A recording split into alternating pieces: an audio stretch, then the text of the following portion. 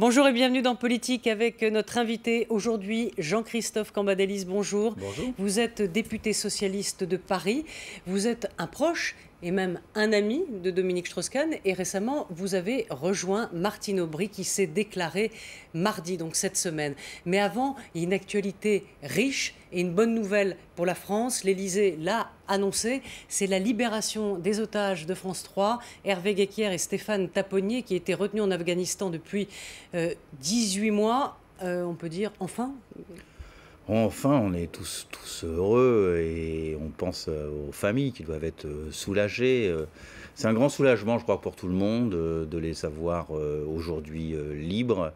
Ils vont venir en France rapidement, je l'espère, et nous pourrons les embrasser. Peut-on faire un lien de cette libération aujourd'hui avec la décision des États-Unis puis de la France dans la foulée d'un retrait d'Afghanistan des troupes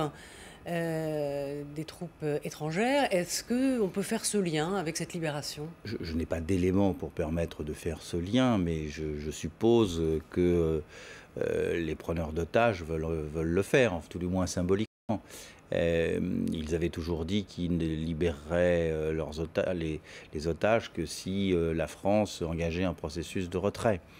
Alors là, il y a un processus de retrait commencé par les États-Unis, et la France va aussi retirer un certain nombre de troupes. C'est ce que demandait le PS, le Parti Socialiste, depuis longtemps par rapport au calendrier initial. Nous, on demandait de ne pas y aller, donc on était plutôt favorable au retrait, puisqu'au point de départ, on était contre d'envoyer les troupes, puisque nous avions déposé d'ailleurs une motion de censure sur cette question qui avait été défendue par Laurent Fabius. Et donc je suppose que là, on va essayer sur place de l'utiliser, évidemment. Puisqu'on est dans le dossier étranger, on va parler un petit instant, si vous voulez bien, de la Libye. On va bientôt atteindre les 100 jours. Est-ce que, comme certains, vous craignez un enlisement? Aujourd'hui, on a vu que les Français avaient déposé par avion, envoyé des armes aux rebelles. Comment peut évoluer, selon vous, la situation? Est-ce que ça patine ou est-ce qu'on est près du but? Ben là aussi, nous n'avons pas beaucoup d'éléments. Le gouvernement nous dit que l'on est près du but. Cela fait quand même quelques semaines qu'on nous dit qu'on est près du but. L'état-major de l'OTAN nous dit que M. Kadhafi est dans une situation extrêmement difficile dans son réduit. Bon, mais en même temps, il est toujours en place. Et c'est un peu obscur, la situation. Pourquoi? Parce qu'on ne bombarde plus tout à fait. Parce que des fois, quand on bombarde, il y a quelques effets collatéraux en direction de la population. Donc, bon, on ne bombarde plus tellement la poche de Tripoli. Les révolutionnaires, le Conseil national de transition, n'avance plus. Kadhafi ne bombarde, mais dès qu'il commence à bombarder, il est lui-même bombardé, donc il ne s'avance pas au-delà des limites de Tripoli. Et donc on est dans une situation où on a l'impression d'être dans un statu quo, quoi, Ouais. où rien n'avance. Et vous donnez carte blanche aujourd'hui à Nicolas Sarkozy là-dessus? Ou je sais qu'il y aura carte blanche. Jamais carte blanche à Nicolas Sarkozy, surtout pas.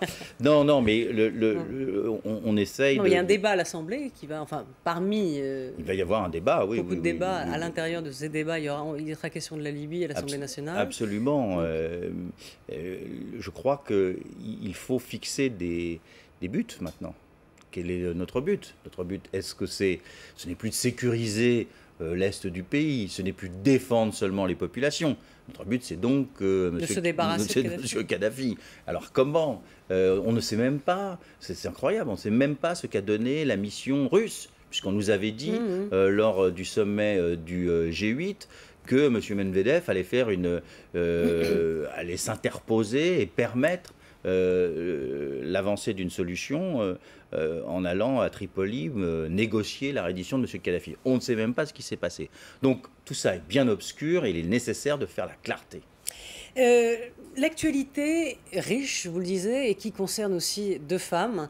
Une que vous connaissez bien, c'est Martine Aubry. L'autre, c'est Christine Lagarde, qui a été élue à la tête du Fonds monétaire international. Une femme au FMI du jamais vu. Est-ce que vous parleriez comme le chef de l'État d'une victoire pour la France? Oui, c'est une bonne chose pour la France. Il faut être fair play et savoir le reconnaître. C'est une bonne chose pour la France, car il aurait été dommage que cette dernière perde ce poste qui est quand même un peu stratégique dans la crise économique mondiale. Il faut bien le reconnaître. Est-ce que c'est une bonne nouvelle pour la Grèce ? La bonne nouvelle pour la Grèce, c'est le fait que, ils aient l'argent dont ils ont besoin pour tenir jusqu'en 2014, deux, que le Parlement a voté les mesures d'austérité, ce qui leur permet d'avoir l'argent. Bon, mais la situation en Grèce me semble extrêmement difficile. Si on peut passer du FMI à la Grèce, la situation en Grèce me paraît extrêmement difficile parce que la population ne peut pas supporter le rythme que l'on veut infliger à la Grèce. Ouais. C'est pas bon. On voudrait qu'ils fassent en moins d'un an ce qu'ils n'ont pas fait en 20 ans.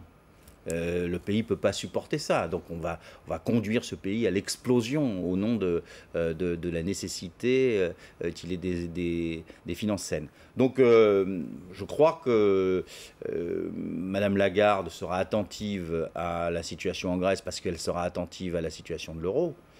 Mais en même temps, elle ne peut pas, et c'est les engagements un peu qu'elle a pris, être la directrice du FMI Europe.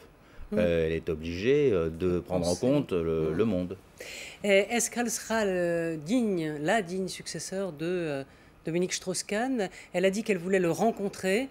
Est-ce qu'elle va aller sur ses pas? C'est vrai que lui, il avait géré le début de la crise. Aujourd'hui, elle va gérer la réplique.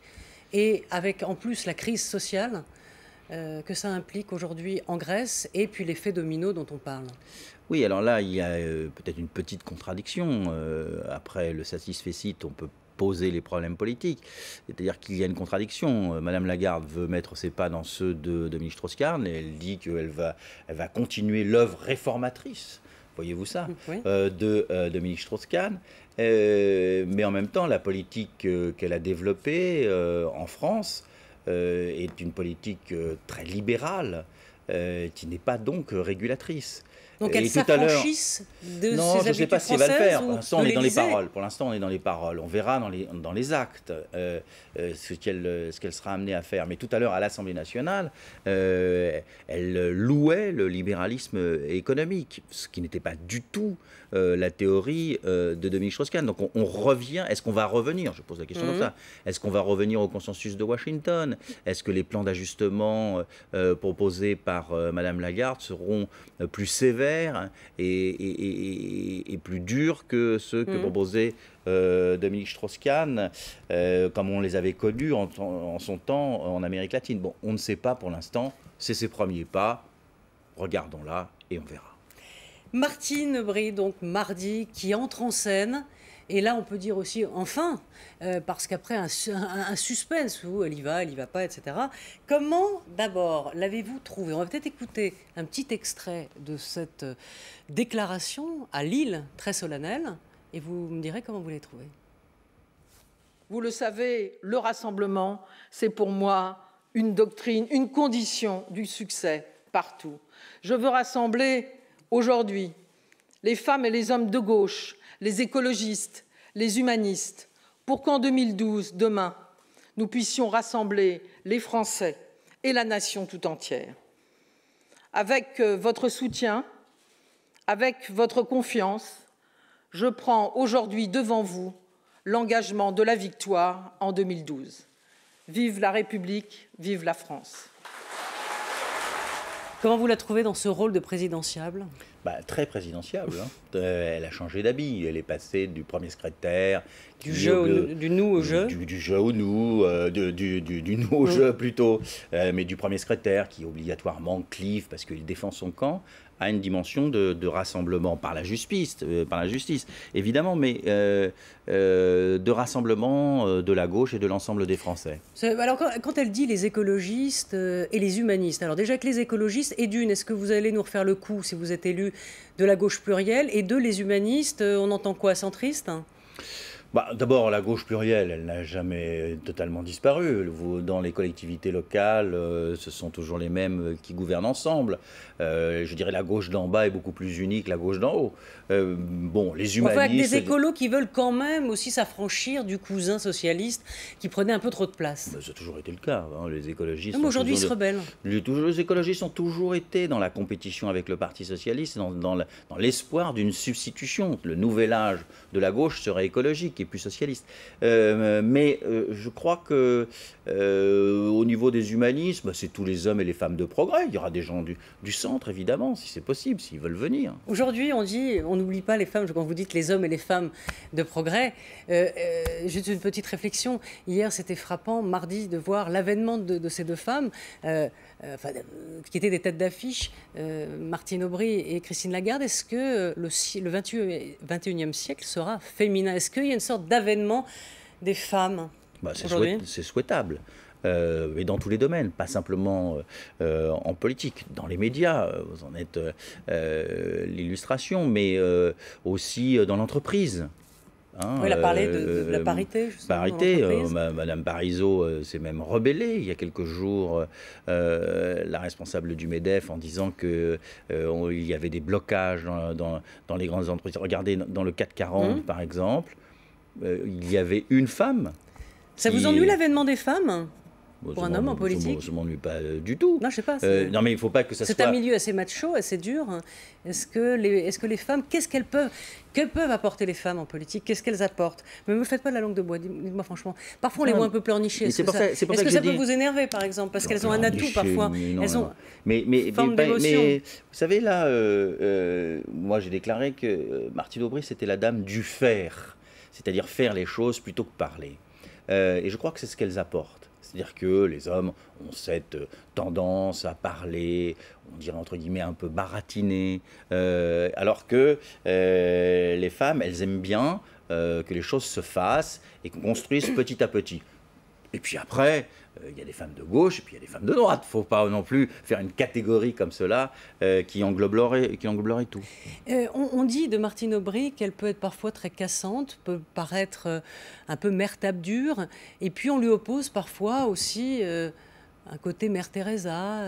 Il faudrait choisir. Mais non, mais justement, vous savez, les êtres ne sont pas noirs ou blancs. Et justement, elle porte en elle, quand on lit les biographies, ces deux polarités, dans le fond. Mais c'est une femme de conviction, et sa plus grande conviction, c'est la justice. Ça explique un peu les deux choses. D'ailleurs, elle est troublée quand elle en parle de la justice à Lille, dans son discours. C'est une femme de conviction, donc elle défend ses convictions. Elle n'est pas prête, sur un certain nombre de sujets, à faire l'impasse.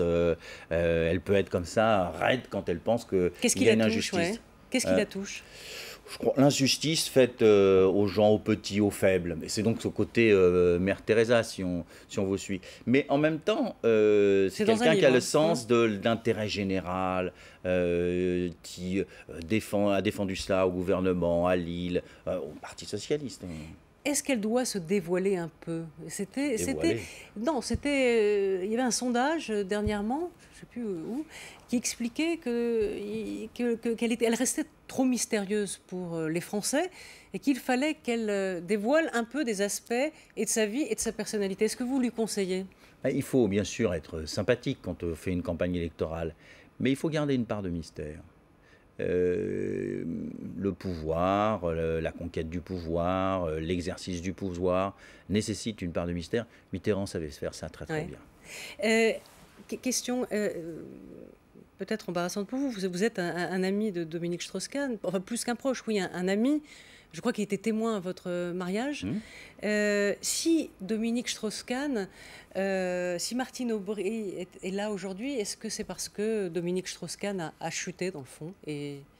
Oui, qu'est-ce que ça vous fait aujourd'hui de voir Martine Aubry ici, alors que vous imaginiez votre ami Dominique? Oui, mais je suis aussi ami de Martine, mais ça m'a fait un pincement au cœur, surtout que dans la journée, il y a eu tout à la fois Martine Aubry qui se lançait dans la candidature, pour essayer de redresser la France. Et puis qu'il y avait Christine Lagarde qui devenait directrice du FMI. Ça fait quand même beaucoup pour moi. Mais bon, à partir du moment où votre ami est dans l'impossibilité de se présenter, ça n'avait échappé à personne, il fallait quand même gagner l'élection présidentielle. Donc je ne pouvais pas, moi, rester sur l'Aventin en disant, eh bien, je me lave les mains de la situation, gagnera qui pourra, mais vous n'avez pas pris mon Strauss-Kahn, donc ce n'est pas possible. J'ai soutenu Martine Aubry parce que c'est une amie. Pardonnez-moi, mais c'est vrai que Jean-Christophe Cambadélis, vous êtes sur la ligne Dominique Strauss-Kahn, c'est plutôt un peu social-démocrate, un peu plus libéral